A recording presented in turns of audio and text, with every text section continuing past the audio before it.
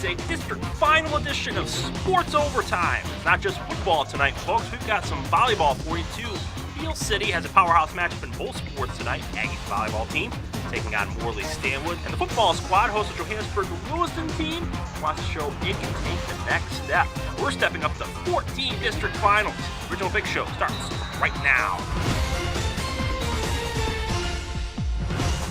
Good evening and welcome to Week 11 of Sports Overtime. I'm Jeff Johnson. We have highlights on tonight's show from every local team that is playing for a volleyball district title or a football district crown. And we start on the gridiron where Beale City wants to return to Ford Field again. They need to win a district title first. Johannesburg-Lewiston wants to prove it belongs with some of the best teams in the state and win against Beale to certainly make a statement. Johannesburg-Lewiston also looking for its first ever win against the Aggies. They start off well. First drive for the Cardinals. Logan Huff going to find a seam and go the distance. Just 14 seconds into this game, Cardinals have the lead. Beale City responds halfway through the first, though. Luke Farrell going to cross through the plane. And then in the second, the Cards' opportunistic defense making a big play for the second straight week. Treble Pickleman going to pick up a fumble and take it the other way for the touchdown. 14-7, Joburg in the lead. Late in the second, though, Aggies down one. Farrell going to power his way in again from a yard out. Beale with a 5-point edge at the half. In the third, Aggies add to that lead as Tucker Gross just stretches the ball across the goal line. Aggies up a dozen. Late fourth now, Cards trying for the comeback, but Farrell going to step in front of the pass and nothing but green in front of him. His fifth TD of the night, putting this one out of reach.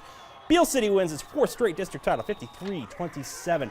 9-10 Shannon McGrattan took it all in, and she's live in Beale City with reaction from our winners. Jeff, going into tonight, Johannesburg-Lewiston was hoping its dominant season would be enough to help the Cardinals fly over the Aggies.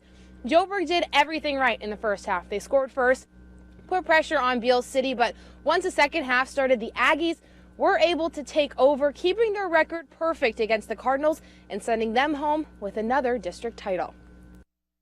But this isn't where we stop. Our goal is, to be in Ford Field, holding up the trophy at the end. Our team went through a lot of adversity tonight, and I think it helped us in the long run. As long as we're here, we're still alive, and so a W is a W.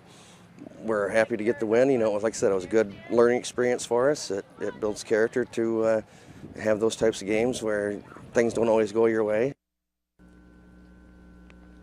Beale City will look to continue its postseason run next week on home field when it hosts either Baldwin or Central Lake. That game will be played tomorrow at 2, and we'll have those highlights for you tomorrow on 9 and 10 News at 11.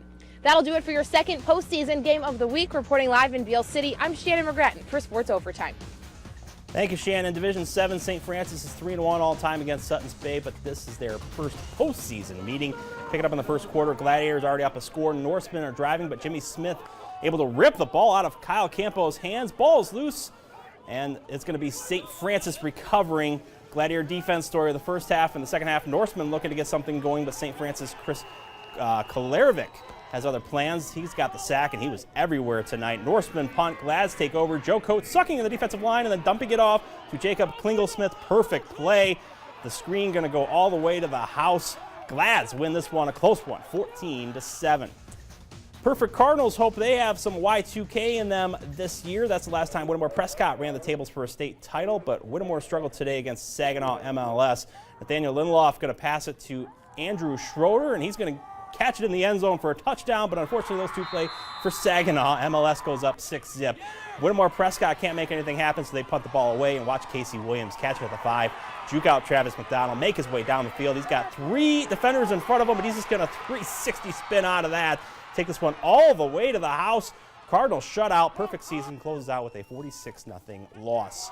Once again, nobody in the state covers more ground than 9 and 10 Sports Overtime. Let's go 194 miles from Whittemore to Rapid River.